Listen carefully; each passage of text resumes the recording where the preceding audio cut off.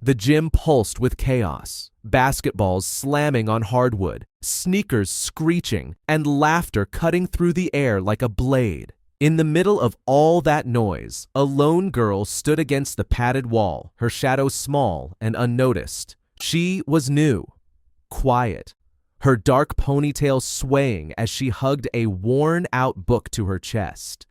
No one knew her name yet, but in just 3 heartbeats, none of them would ever forget it. The boys who thought she was easy prey were about to crash into a power they couldn't begin to imagine, one that would flip their world inside out. If you're new to the channel, hit that subscribe button and join our storytelling squad, because this one is going to hit like a... Her name was Mia Carter, a 16-year-old junior who had arrived at Westview High just 2 weeks earlier. A ghost drifting through hallways fueled by cliques and chaos. Mia wasn't like the girls who ruled the cafeteria with perfect lip gloss and flawless Instagram timing. She wore faded hoodies, sneakers worn from years of use, and spoke so softly her voice barely rose above the hallway buzz. To most people, she was invisible, just another transfer student trying to find her place.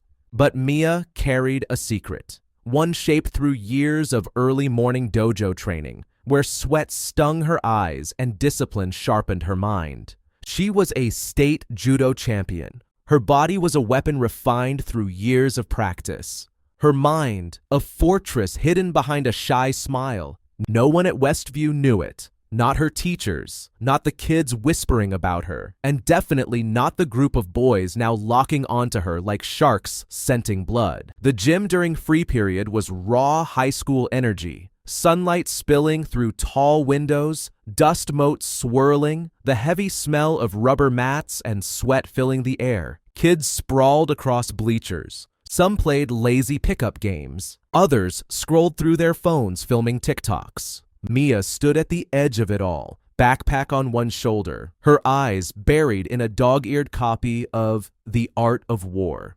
She'd come here for silence, hoping to disappear into Sun Tzu's words. But in Westview, silence was a luxury. Across the court, a cluster of boys gathered around the basketball hoop.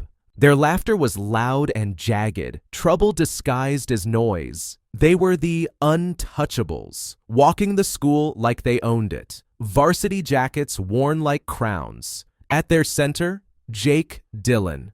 Tall, sharp-featured, with eyes full of malice and a varsity jacket emblazoned with captain across the back. He was Westview's king, a star quarterback, homecoming hero, and self-made tyrant. His crew surrounded him.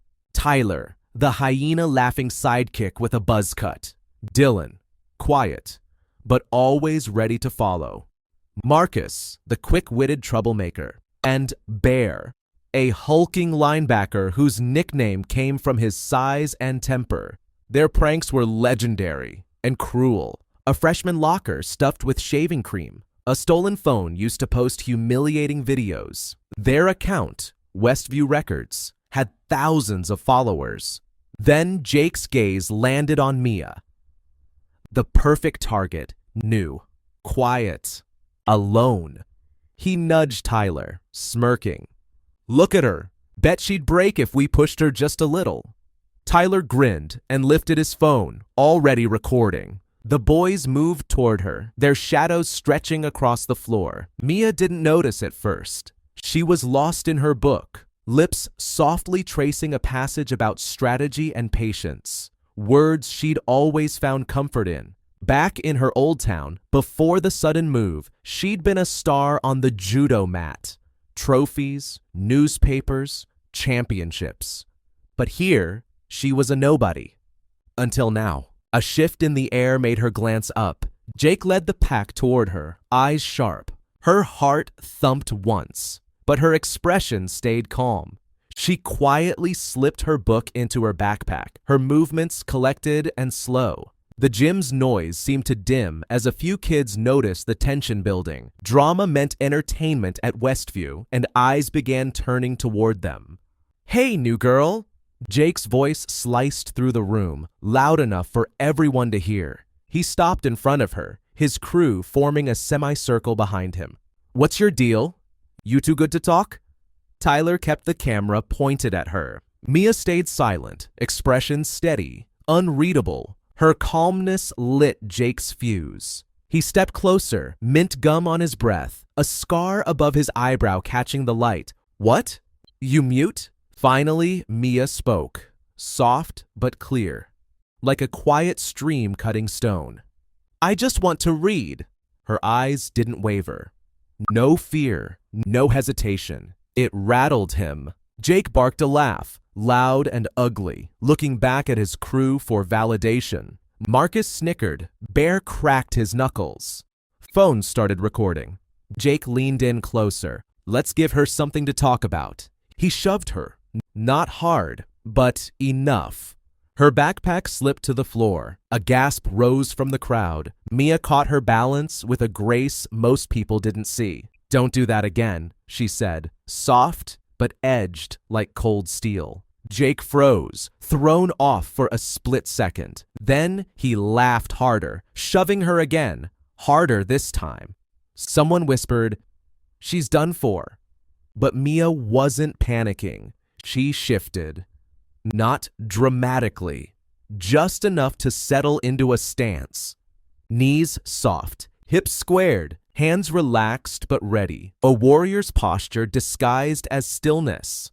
Jake didn't notice it. He reached for her book. He didn't get the chance. 3 seconds.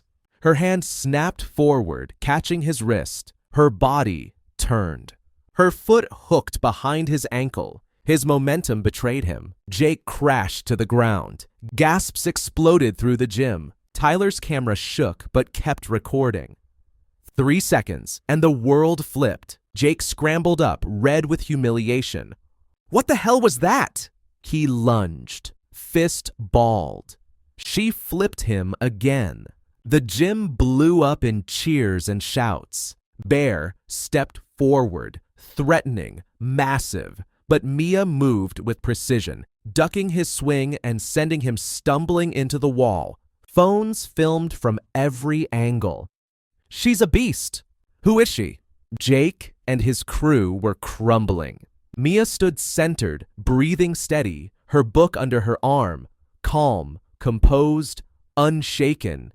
Jake, voice trembling now, spat. "You think you're tough? You're nothing." Before she could respond, Coach Daniels stormed in. "What's going on here?" Jake pointed wildly. "She attacked us!" Coach took Tyler's phone, watched the footage, and his expression hardened as the truth became crystal clear. "You and your boys, principal's office, now." The bullies slunk away, but the story wasn't over. From the bleachers, Leela, the school queen bee, approached. "That was impressive," she said, her tone sharp. "But you just painted a target on your back." Mia simply replied, "I'm not looking for trouble." Leela smirked, "And trouble's already found you." By the next morning, the video had gone viral, millions of views. The Judo girl trending. Everyone wanted a selfie. Everyone whispered her name. But Mia didn't care about any of it. For the first time, she didn't sit alone at lunch. Sarah, a girl long bullied by Jake, sat beside her. Jake returned from suspension bitter and burning. Rumors, lies, and drama swirled until the school split into camps. Then came the pep rally. Jake called her out publicly. The gym held its breath. Mia dropped her backpack and took her stance. He lunged. She flipped him again. Coach dragged him away as the crowd roared. Jake's reign was collapsing. Leela approached Mia afterward with a cautious smile. "You're full of surprises." And over the next few weeks, Mia quietly found her place. Not in the spotlight, but by helping others. She and Sarah started a self-defense club. The gym became a safe haven for the once powerless.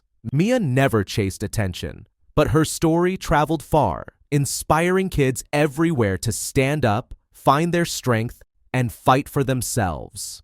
In those 3 seconds, Mia Carter proved a truth the world forgets. The quiet ones, the overlooked, the underestimated, they're often the strongest of all, no longer determined purely by speed,